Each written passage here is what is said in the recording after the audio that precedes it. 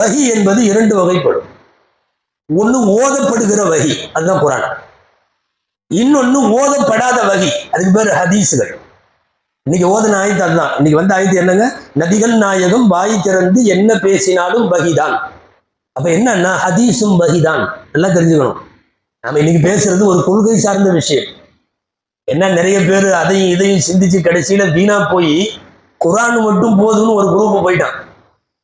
ரசூலுல்லாஹ் இல்ல, ஹதீஸ் இல்ல, அவனுக்கு அல்லாஹ் பாதுகாக்கணும் நம்மளை எல்லாம்.